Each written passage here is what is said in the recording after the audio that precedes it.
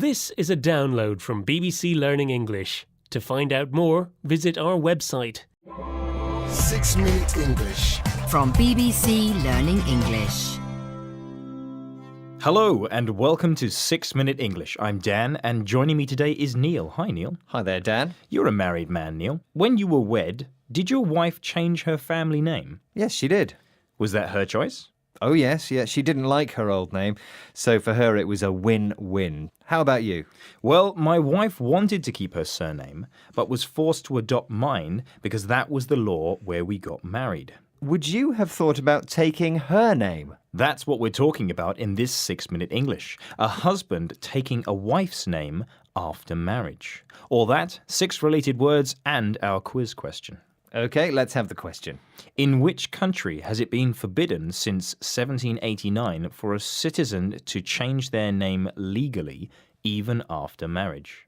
Is it A, Japan, B, France, or C, Turkey? I'm going to go for B, France. And we'll see if you're right later. Now, traditionally in the UK, when a man and a woman get married, the woman takes the man's family name, and this replaces her maiden name. A maiden name is the surname a woman had before she was married. Now, this all dates back to the Norman invasion of England back in 1066. They introduced the idea that when a woman married a man, she became his property. Now, as a result of this, she took his name.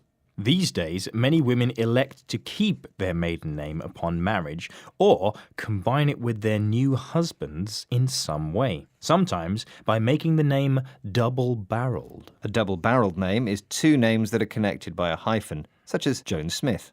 However, a growing number of couples in Western culture are doing it differently. When they get married, the husband elects to take the wife's surname.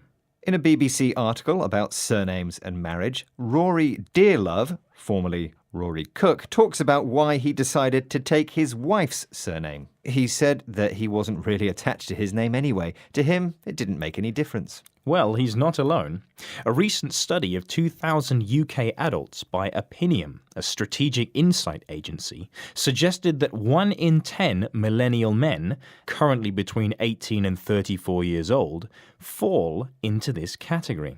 Charlie Shaw, a Tibetan Buddhist meditation instructor who took his wife's name when they married last year, said that it was an opportunity to acknowledge the unseen patriarchal bias and sexism in our society. Patriarchal means controlled by men, and a bias is the unfair support or opposition to a person, thing, or idea. Many traditional societies were patriarchal, but modern UK society is less like that.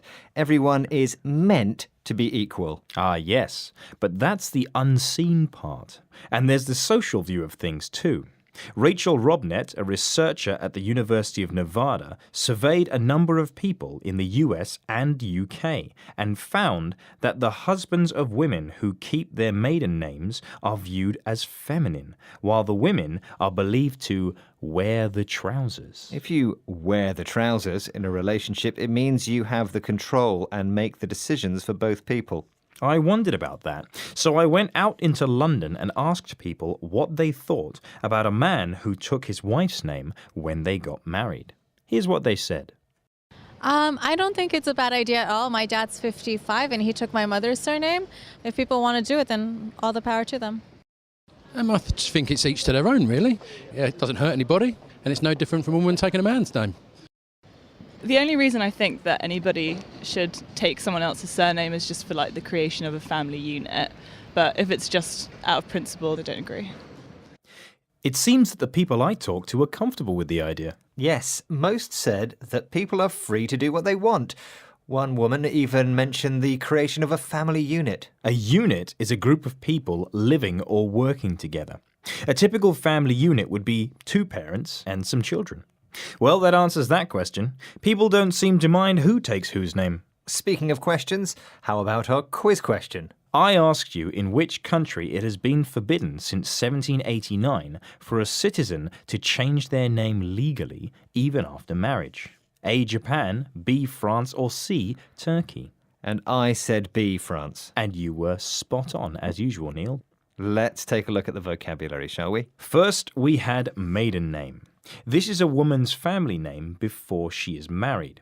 My mother refused to give up her maiden name to my father when she got married. Then we had double-barreled. A double-barreled name is two names that are joined by a hyphen. Can you think of any famous examples? Well, there's the Duchess of Cornwall, Camilla Parker Bowles, for one. She's married to Prince Charles, next in line to the English throne. Then we had patriarchal.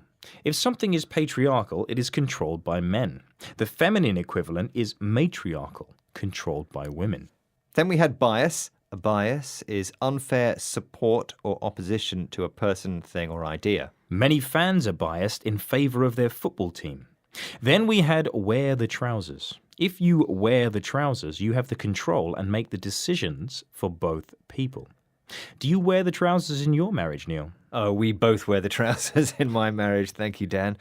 Then we had unit. A unit is a group of people living or working together, like the BBC Learning English team, or unit. And that's the end of this 6-Minute English. Don't forget to check out our Facebook, Twitter, Instagram, and YouTube pages, and we'll see you next time.